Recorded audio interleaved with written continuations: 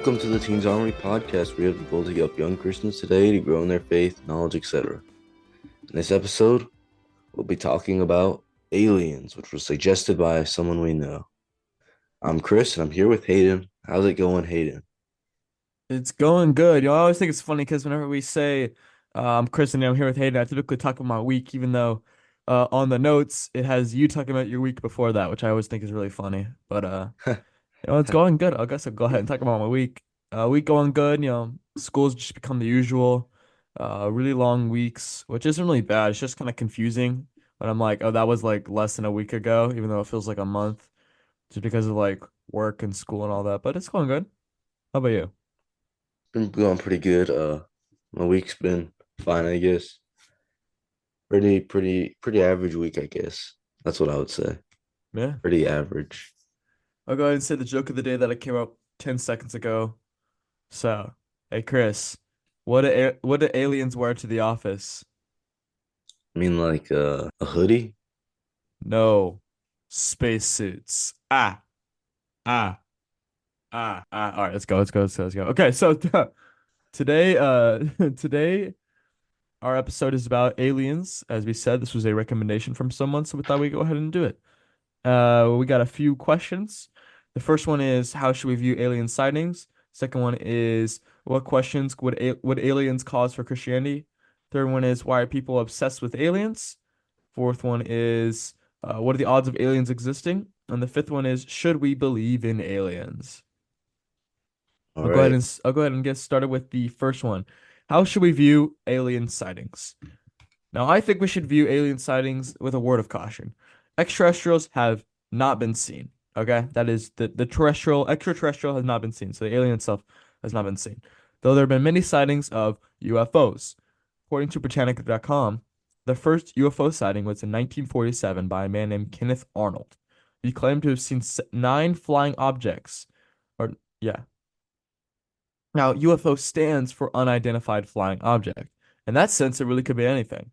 The research of the research for these UFOs began to skyrocket. There began to be many more reported sightings immediately after Arnold's. The government formed a few research departments to understand these alien sightings. We should take alien sightings with caution. Just as I said before in our politics episode, are you spending more time obsessing over aliens or more time with God? Colossians 3:2 says, Colossians 3:2 says, set your minds on the things that are above, not on things that are on earth. Now, some might say that this isn't earthly, it's more of a, it's extraterrestrial, not earthly. And to that I say, these sightings haven't left Earth. So, yeah. All that to say, stay true to God and beware such sightings because it might just be some kind of optical illusion or, I mean, in 1947, that planes were getting, you know, becoming more new. So, yeah. On to you, Chris. Yeah, I agree. Although I'm not sure how many people are spending more time focusing on aliens more than they focus on God. Of course, if they're atheists or something, then they most definitely will be, and there are definitely people who devote their lives to that. So that's something to be aware of. Um, I think we should view this with great discernment. Uh, Not because it's a necessarily dangerous matter, but more because, well, the truth is we don't know a lot. For example, there have been alien cases that have been reported, and none of them have really lasted. Every once in a while, there'll be an alien, maybe an alien spaceship or a body that is quote unquote found, and then later they find out, oh wait, it was just a hoax, and then you don't hear about it for a while. Then you're wondering what just happened. So far, we haven't had any good reason to believe that they exist based on sightings. I mean, and there are several explanations for the sightings. For example, some people view these aliens as angels or demons. Some of them view them as real, really aliens, and some of them just deny them. I think we should remain agnostic until proven otherwise. Maybe slapping the label demon onto something that we don't know about might not be the wisest thing. Maybe it might be some sort of um, divine being that we haven't been aware of. But then again, we just don't know. So we should remain agnostic, is what I think. And by agnostic, I want to clarify. By agnosticism doesn't mean atheism. Uh, Agnostic, to be agnostic just means to not believe because you don't have good reason for it. So we don't have good reason to believe in aliens. Therefore, I don't think that any of these sightings definitely prove that aliens exist. That's what I would say. Anyway, Hayden, we got a next question. What Yeah. Oh, questions would aliens cause for Christianity? yeah. This was a really fun question because I took a little bit of time to think about it. What questions would aliens cause for Christianity? Now, the existence of extraterrestrials or aliens would raise a few interesting questions for Christianity. A few of those being, did Jesus go to their planet? Did he die for them? Whose image are they created in? Do they have a similar creation story? Are they able to be saved? Why did God create them? Do they have sin? How did they get sin? Do they have a Bible? How was it written? These are just a few different questions I could come up with a short time. I'm sure there's a lot more many interesting questions, but really the existence of alien life would bring up a lot of these kind of questions about Christianity, God, creation, the Trinity, sin, salvation, because they are a separate kind of race. If they did exist, then it'd bring up a lot of those kind of questions. So it's kind of what I have. Just a few interesting things to think about. Yeah, I would agree. If alien did exist, it would definitely cause some questions for us as Christians. Um, Pretty much everything that you said. Additionally, of course, there would be the questions such as how would they relate to sin? That's what I think is a big Mm, one. Because are we thinking of sentient life? Now, if we're thinking of sentient life that can think and reason and can has the ability to make decisions, then I believe that yes, there would be more complicated questions, not questions that we should run away from and try to slap the label, well, aliens don't exist because that would be too complicated to think. Another thing is that if they weren't sentient, it would raise some minor questions like, so what else has God created that we aren't aware of? Is there more out there that that God has made for us to explore? It is something to think about. But then again, remember that our focus should not be up there, it should be to God. So all in all, it's something interesting to think. I think it's a fun little question. Anyway, got one other question. Why are yeah, people obsessed with aliens? great. This one is a really great question. So people will be obsessed with the unknown. This is just a very, very human nature. We are naturally a curious creation. We are going to want to like discover how a magic trick is done. We're going to want to like discover how someone made this, how someone did that, you know. We really want to explore and seek everything. We're all very curious when it came to something new. Another reason why we might become obsessed is fame. Scientists want to discover new planets. People want their names to be heard as a UFO sighter. We live in a culture where fame is sought by the people. That's just our sinful nature. We'll do anything to get it, including lie. We'll spread personal truth about fact. We'll spread this. Oh, sorry. The spread of personal truth instead of factual truth is a dangerous thing. We humans now say that everyone has their own truth and that there isn't one unifying truth. This leads to the murder of children, destroying of families, fatherless homes, murder, and much more. First John 2:15 through 17 says, if I could turn there, do not love the world or the things in the world. If anyone loves the world, the love of the Father is not in him. For all that is in the world, the desires of the flesh and the desires of the eyes of pride of life, it is not from the Father, but is from the world. And the world is passing away along with its desires, but whoever does the will of God abides forever. Sorry, butchered that, but basically it says, you know, love God, not the world. To shorten it. The obsession of the unknown is a very dangerous thing because we're not obsessing and spending something. Okay, hold up. Because we are not obsessing and spending time with a loving God who has made himself known. We are spending time obsessing about something that is unknown. Um, this world is passing away, and so is every obsession that we ever to be conceived. We must stay faithful in everything, not let the, oh my gosh, dude, I can't speak. The unknown guide us away. Back to you, Chris. Yeah.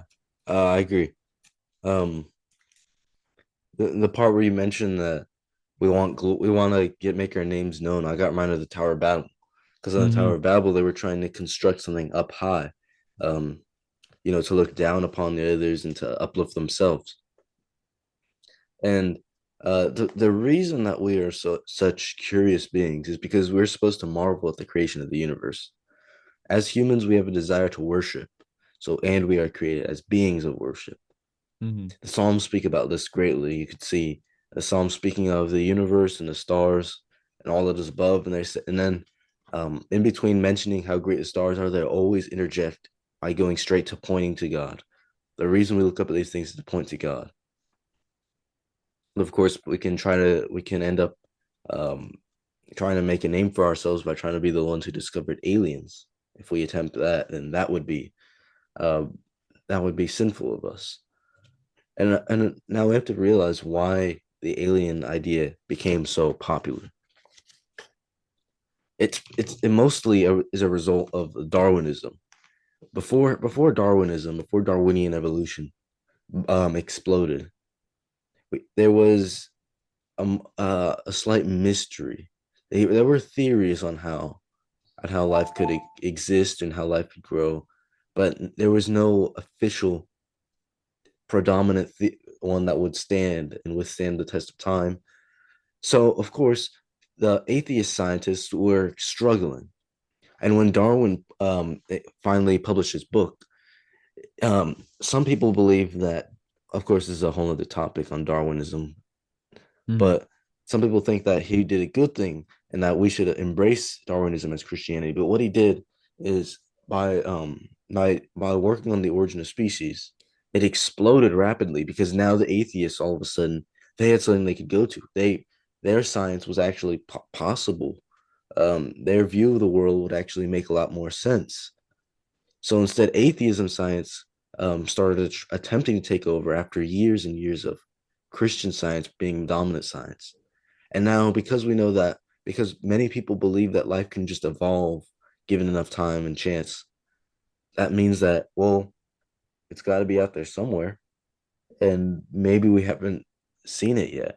Now, of course, there's multiple theories for why, such as the far, far away theory, which just says that they're so far away that they couldn't reach us and their signals couldn't reach us, or the early bird theory, uh, which is like we're so early, we're the first intelligent life, and that there will be other life later on, or the incubation theory. There's a bunch of theories out there. All that to say, um, we should continue directing all this attention that we have.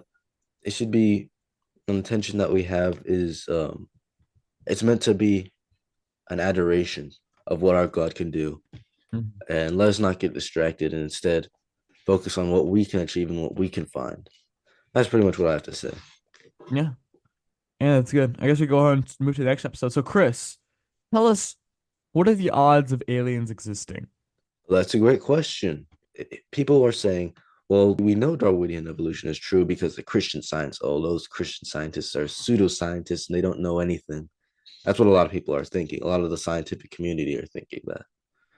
So they're saying, well, aliens have to exist. There's trillions of planets out there. So what they think is it's like the monkey and typewriter theory. If you have trillions of monkeys and you give them typewriters, eventually they will write Shakespeare, right? Of course, this fails to consider the fact that the monkeys would probably not even know what to do with a typewriter and they might just start, I don't know, fighting each other. Let's take that theory into let's consider that. Okay, so there's trillions of of estimated planets out there, right? Well, first of all, some of them are just pure gas, and the odds of life exist being able to exist on pure gas or super close or super far away from the stars, where they have too much or not enough energy, that would eliminate a large number of planets. However, there is one source in particular that stood out to me, and it's solvingthegodpuzzle.com. They have a section called the mathematical nightmare. Now, this is why this is interesting. Listen to this. They say, quote, take living cells and biological proteins that compose them. If we consider just one living cell consisting of only 250 short proteins, and of those 250 proteins, each consists of only 150 amino acids, unquote. Let me just say that's a really small amount. They can consist of up to 30,000 amino acids for a single cell. Anyway, back to the quote. The odds that these 37,500 amino acids, and we get that number by multiplying 250 proteins by 150 amino acids, could all arrange themselves into a sequence where the cell could actually function, is a chance that is 10 to the power of 41,000. That's one followed by 41,000 zeros. Let's put into perspective how large of a number that really is. That's the number of random attempts that 37,500 amino acids would need just to produce one living cell. So if we consider that are an estimated 10 to the 80th power atoms in our universe, even if we allowed every atom in the universe 1 trillion atomic interactions per second for 14 billion years, that's approximately 10 to the power of 18 seconds. We'd only have 10 to the power of 110 interactions. And we get that number by multiplying the other numbers. And now that's a lethal problem for agnosticism. Even if the universe were to be 14 billion years old, that's the oldest estimate that even the most ardent atheists give it, there hasn't been nearly enough time for 10 to the 41,000th power at anything, unquote. That really stood out to me because what are the odds of life existing are so small that it's astonishing. It's crazy to think about that. Just how small the odds of our life evolving or even extraterrestrial life. I would just say if you're gambling on the fact that well there's trillions of planets and Darwin made a good point, so let's just assume that there's got to be some life out there. You shouldn't gamble on that because the odds of that actually happening are so small. Of course, not to say that Darwinists can't be Christian. You can still believe in evolution and be a Christian. I would just say that Darwin has done worse for Christianity than he has done any good. Anyway, that was a bit of a rant. I feel like I had something else to add, but I completely forgot about it because I'm a forgetful person. Anyway, Hayden, I got a question for you. Mm-hmm. Should we believe in aliens? Great question, Chris. I'll go ahead and dive into it. So, I say we should not believe in aliens. I don't think I added this in there, but in the Bible, the word alien and like the word sojourner is used to also describe that. So, but yeah, that was just a lot of topic. Anyway, Wait, I have a few points for this. I have five exactly. So, here we go. Number one, the concept of aliens was formed from the imaginations of ancient civilizations when concepting their mythology.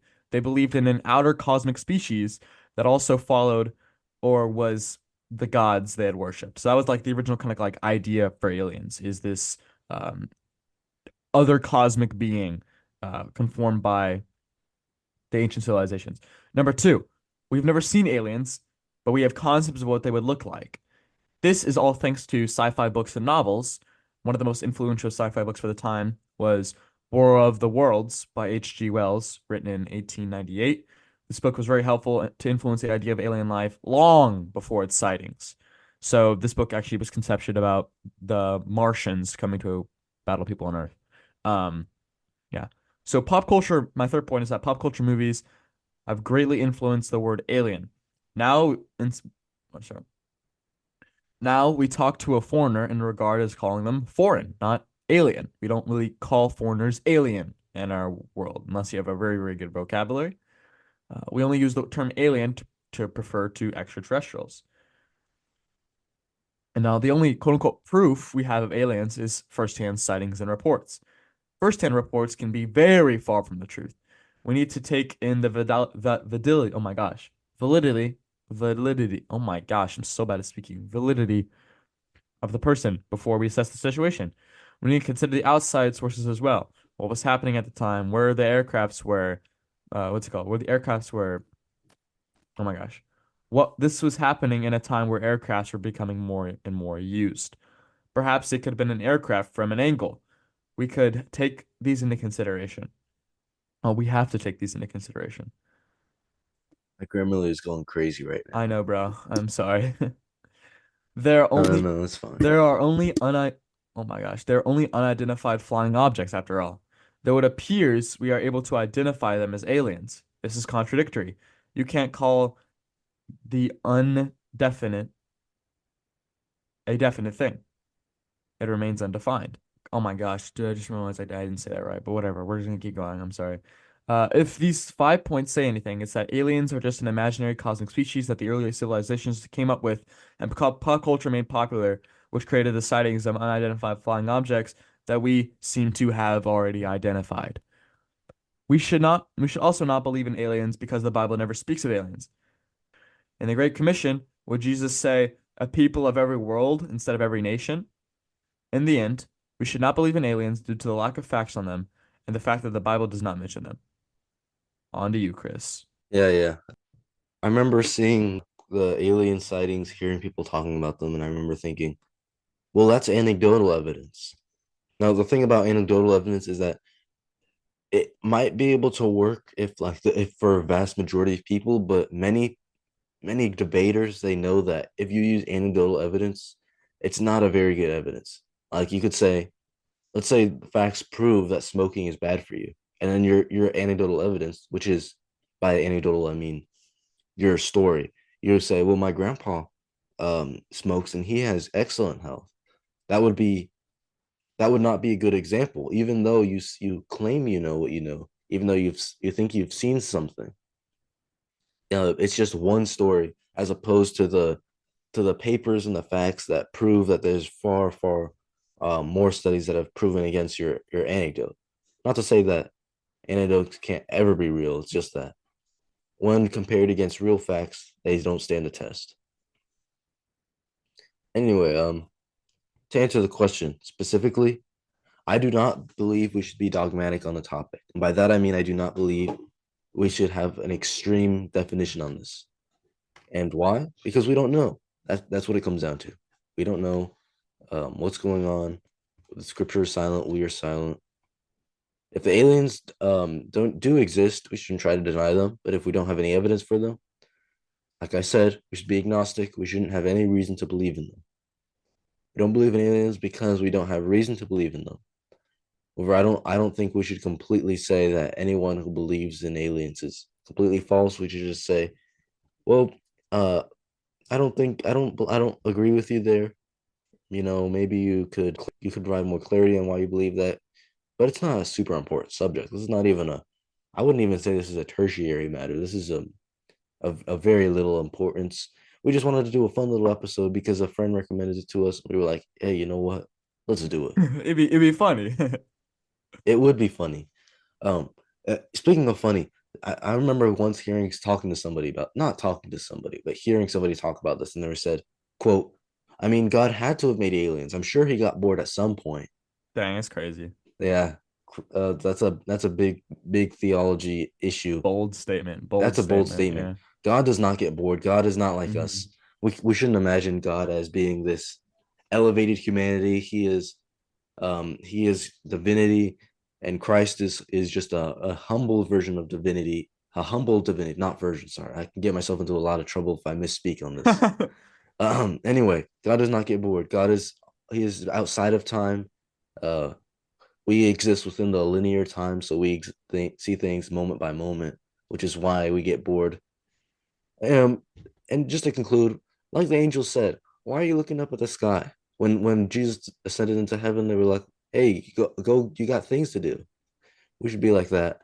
Um, spend we can waste a lot of time making conspiracy theories, but instead, it's better just to keep doing our job, keep serving God, keep worshiping Him, and keep bringing glory and honor to Him. That's pretty much all. Anyway, Hayden, you can close this out if you're ready. Yeah. Yeah, that was great. So if you should take anything from this episode, it's that, like Chris said, why are we looking up at the sky? We should be spreading the glory of God out to the nations. So thank you for listening this far. This was a bit of just a funny little runoff episode we did, but I'm pretty sure it was really very fruit. Oh my gosh. Yeah, yeah, Uh, yeah. you could definitely take a lot of fruit out of this. Be sure to share the show or take the knowledge out and share it yourselves. Just give a few shout outs to some other podcasts. Solocast, they're back, baby. Oh man, Let's go. you have no idea how good I felt with Solocast being able to listen to their episodes. It's Yeah. awesome. I just love the constant wisdom they give out. Hearts of the Lost, they've always been going, but Jimmy's back. So, yeah, they're a great podcast on evangelism. You gotta love them. I have so many of their episodes I still have to listen to, but they're awesome. For real. Gosh. They have a wonderful, wonderful, wonderful program. If you go to heartsforthelost.com, TTA merch. I don't know if you knew this, guys, but we do have merch. Link will be in the description. It's a great way to support the podcast, but also to get yourself some cool looking shirt designs, very Christ-following biblical shirt designs that maybe you couldn't have found anywhere else. So that's linked in the description. All right, now we gotta do the thing. You ready? All right, all right. All right. Shield of Faith. Oh, it says funny end bit. Shields up.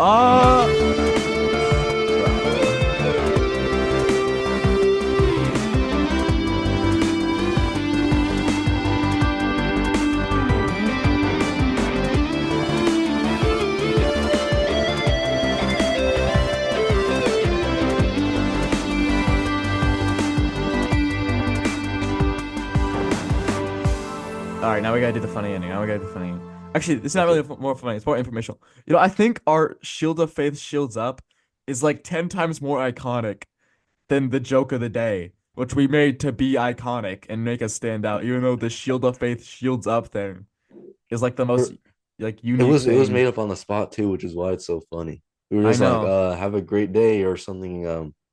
Shield of Faith. Consider yourself armored. Yeah, Shield up. I did. Oh yeah, yeah, yeah. Yes, that's yeah. Oh man, bro, I'm getting a little nostalgia from like almost a year. It's crazy to think it's been a year, bro. Whoa, that's insane. Yeah, I was supposed to say funny in bit, but now everyone's just getting a wave of nostalgia who's been here since the beginning. So, good job, Hey, y'all. just so you know, you have no perception of time. Oh wait, I've already said